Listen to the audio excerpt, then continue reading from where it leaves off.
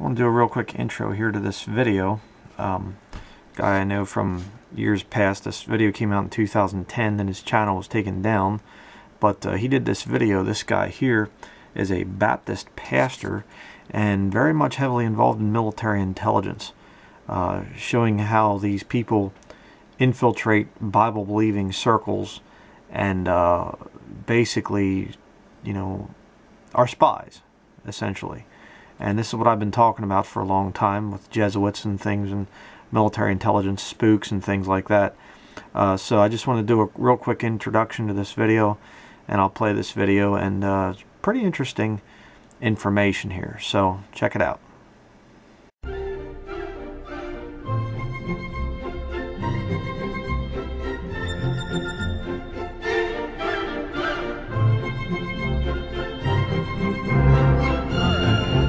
Paranoia video here. This photographer Ernst Withers doubled as FBI informant to spy on civil rights movement. Everybody thought he was marching with the king, up and down for civil rights, but in reality he was just spying for the FBI. Government infiltrated anti-war groups before FBI raids. Karen Sullivan had access to their bookkeeping, financial records, membership lists. She had a key to the office, and she was a spy for the government, while this group was basically just exercising their democratic rights to protest.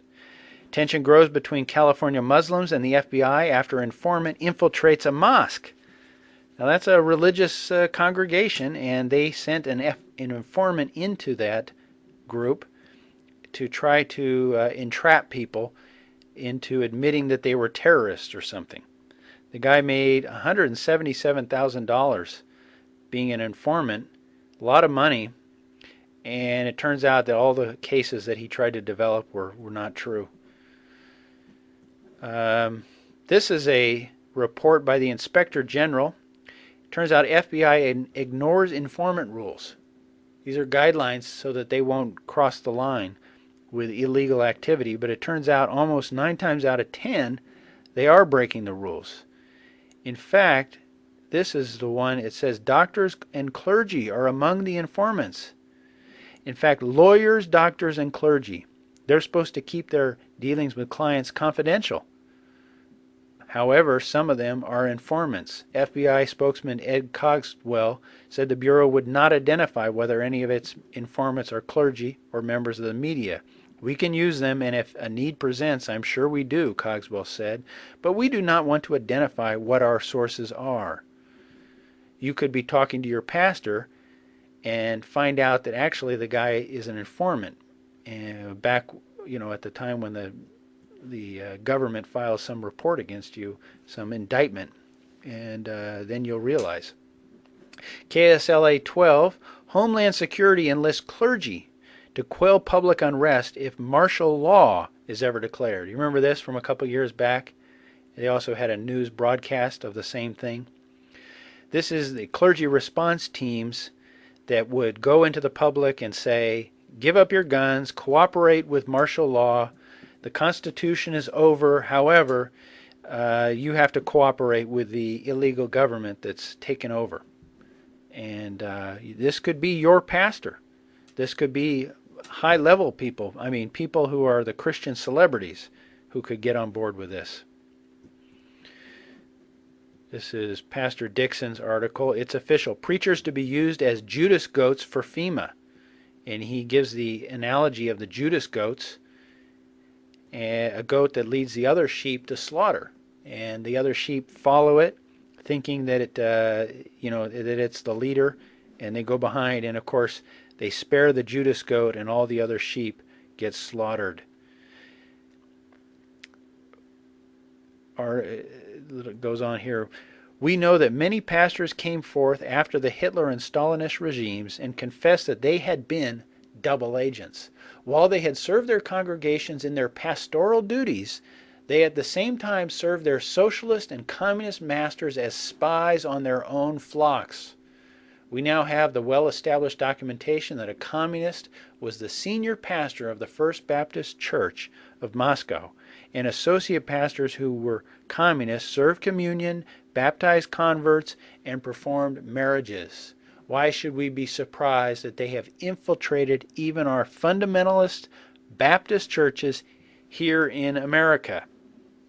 That's kind of scary. That's scary to think about our government doing that. However, 9 times out of the 10, they're already breaking their own rules, and there seems to be the rationale that because of terrorism, all rules are off, and the government can do whatever it wants to fight terrorism.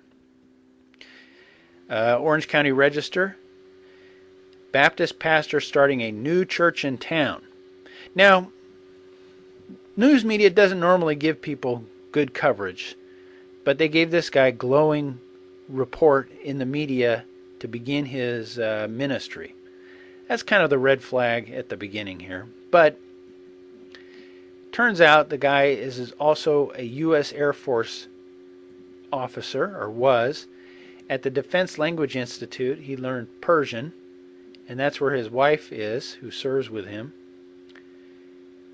And he was an intelligence officer. Built and managed a national award-winning operations security program. Doesn't say what it was, and what the award was. It turns out the award was Deception Officer of the Year. He led anti-terrorism operations at a forward Middle Eastern air base after 9/11 and supported national-level intelligence operations. And it's in Texas, Maryland, and Idaho. So domestic anti-terrorism operations after 9/11. And everybody should know by now, hopefully, that 9/11 was a fraud, a false flag operation by our own government. This guy is a Deception Officer of the Year in the U.S. military during this time frame. In 2001, God started working in Pastor Gilkin's heart about serving in the ministry. So after 2001, he gets his ministerial degrees, a divinity degree, and he serves with the largest Bible-believing Baptist churches in the Northwest, Rick DeMichael's church.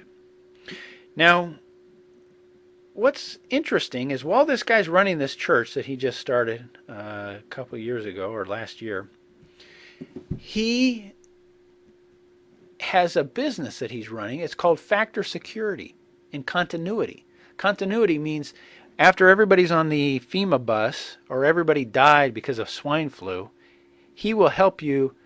If you hire him as your consultant, he'll hire you. He will provide you the resources to keep your business operating. In other words, you can make a lot of money even after the swine flu has killed everybody. Our groundbreaking approach to security and business continuity transforms these functions from cost centers to vital parts of your bottom line success. Continuity. Now maybe he's just, running a business, and nothing wrong with a guy making money in a business, but this guy's a pastor at the exact same time he's doing this.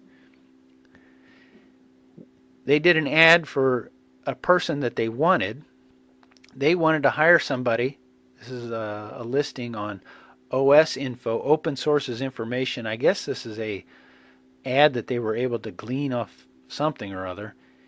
The person they want has 10 years intelligence community experience, all phases of intelligence cycle, social engineering methodology and practice, human intelligence, and active security clearance, a plus for government contracts. So this guy has government contracts that he has in his Factor Security. Aaron Gelkin here, Factor Security has contracts with the government. And he's involved in human intelligence, and he's hiring people as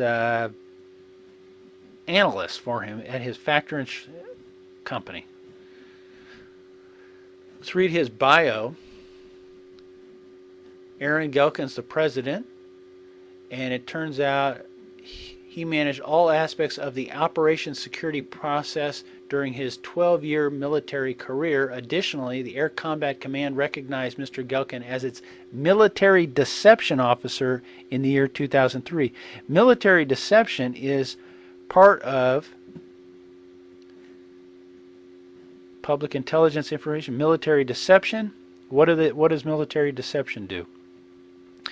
Deliberately prevents misleading information to adversaries or deliberately presents misleading information to adversaries to degrade the accuracy of adversary information. So he's lying to your adversary. Seek to give adversary decision makers a false sense of completeness about friendly forces or intention, may cause the adversary to misjudge the relevance of available information and misallocate operational or intelligence resources. Functions of MILDEC, that's military deception, causing ambiguity, confusion, or misunderstanding in adversary perceptions of friendly critical information. All this junk. Well, basically, they're just liars involved in scams against the public or whoever.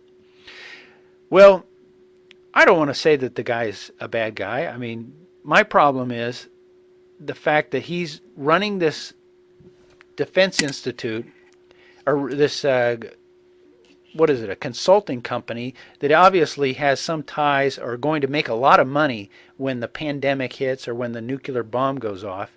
The guy's going to be a very wealthy man with his business on the side. And then in the meantime, he's running what he calls a Bible Baptist church, and he's actively the pastor of it. He's got government contracts, high security, and he's involved with military deception, intelligence, and that's part of it is the psyops, is related to psyops. So when this whole thing transpires that they need the Judas goats, I mean, a guy like this would have a unique qualification to be at the head of the pack.